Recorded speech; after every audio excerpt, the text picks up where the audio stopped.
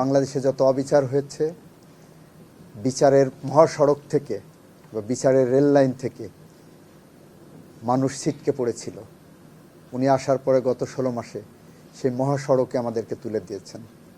আমরা সেই পথ ধরে হাঁটতে চাই, স্বাদ নিতে চাই। আমরা আশা করি এই পথ ধরে আমরা হাঁটতে পারবো।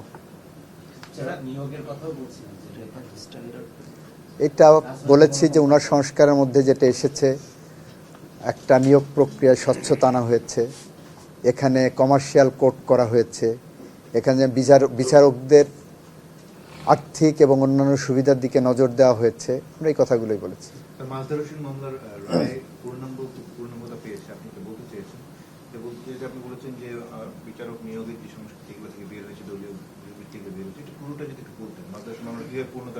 এইটা মাজদার হোসেন মামলায় বিচার বিভাগের নিয়োগ প্রক্রিয়ায় যে স্বচ্ছতার প্রয়োজন, সেই স্বচ্ছতাগুলো একটা প্রক্রিয়ার মাধ্যমে, একটা কমিটির মাধ্যমে নিরপেক্ষভাবে করার চেষ্টা করা হয়েছে। আমরা একটা মহাযাত্রায় শুরু করেছি, এটাই বলতে চাইছি।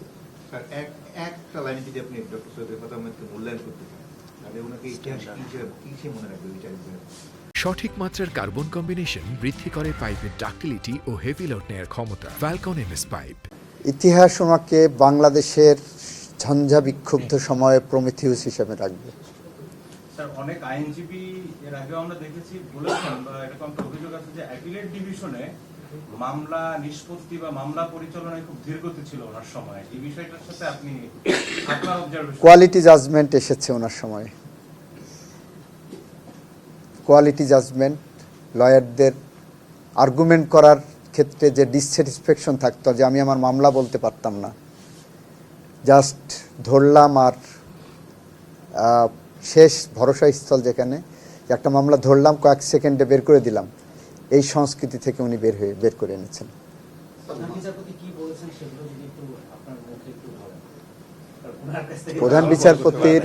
প্রধান বিচারপতির এন্টার বক্তব্যর মোদ্দা কথা হলো গণতন্ত্র আমাদের অন্যতম লক্ষ্য। ওনার বক্তব্যের অন্যতম মূল মোদ্দা কথা হলো এই সংবিধান আমাদের মূল ভিত্তি, এই সংবিধানকে কেন্দ্র করেই আমাদের এগিয়ে যেতে হবে। এই সংবিধানকে কেন্দ্র করেই আমরা আমাদের মূল্যায়ন করব, সংযোজন, বিয়োজন, সংশোধন এই সংবিধানকে আবদ্ধ করেই। উনি বলেছেন বাংলাদেশের বিচার বিভাগকে আরও বেশি অ্যাক্টিভলি গণতন্ত্র, আইনের শাসন, মানবাধিকার রক্ষার্থে ভূমিকা রাখতে হবে। উনি বলেছেন এই ভূমিকা রাখতে গেলে শুধুমাত্র বিচারকরা না, বারের ভূমিকা অনবদ্য। উইদাউট এ গ্রেট বার বিচার বিভাগ অসম্পূর্ণ, বিচার বিভাগ একা একা পথ হাঁটতে পারবে না। এটা ওনার মধ্যে কথা। একটা প্রসঙ্গ নিয়ে বলছিলেন যে এই যে জুলাই গণঅভ্যুত্থান হয়েছে, এটা সংবিধান বিরক্তির জন্য নয়, বরঞ্চ সংবিধানের মূলনীতির কিছু সংস্কার। এক্স্যাক্টলি বলেছেন এটা, যে জুলাই গণ অভ্যুত্থানের যে চেতনা, যে প্রেরণা, যে প্রেক্ষাপট, যে প্রেক্ষিত, সব কিছুই এই সংবিধানকে বিলুপ্তির জন্য করা হয়নি। এই সংবিধানকে তার রাইট ট্র্যাকে নেওয়ার জন্য করা হয়েছে। এই সংবিধানকে ভিন্নভাবে ব্যাখ্যা করা হতো, এই সংবিধানকে ভিন্নভাবে ইন্টারপ্রেট করা হতো, যেটা আমরা অতীতে বারবার বলেছি যে এই সংবিধানের দোহাই দিয়ে দিনের ভোট রাতে করা হয়েছে। আমরা আগে বলেছি এই সংবিধানের দোহাই দিয়ে দিনের বেলা মানুষ ধরে নিয়ে যে খুন করে দেওয়া হচ্ছে, এই সংবিধানের দোহাই দিয়ে গুম করা হচ্ছে, মিথ্যা মামলা করা হচ্ছে, এবং সাংবিধানিক শাসনের নামে।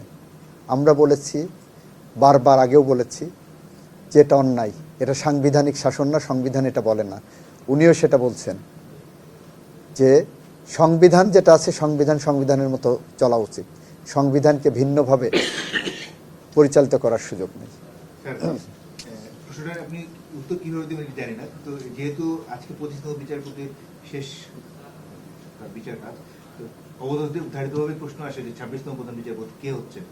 তো এখানে লিগেসির একটা বিষয় আছে, আমরা আপনার কাছে জানতে চাই মানে এই নিয়ে আপনার কাছে কোনো তথ্য আছে কিনা, অথবা প্রত্যাশা কি? প্রথম কথা হলো, আমার কাছে কোনো তথ্য থাকলেও আপনাদের বলবো না। দ্বিতীয় কথা হলো, প্রত্যাশা সাংবিধানিকভাবে যেটা হবে সেটাই হবে। তৃতীয় কথা হলো, কে হবেন, যেই হবেন তিনি বাংলাদেশের প্রধান বিচারপতি, আমাদের প্রধান বিচারপতি। এখানে কোনো ইপস অ্যান্ড বাটস নাই। কিন্তু অনেকগুলো প্রশ্ন এসছে দুজনের মধ্যে একজন মানে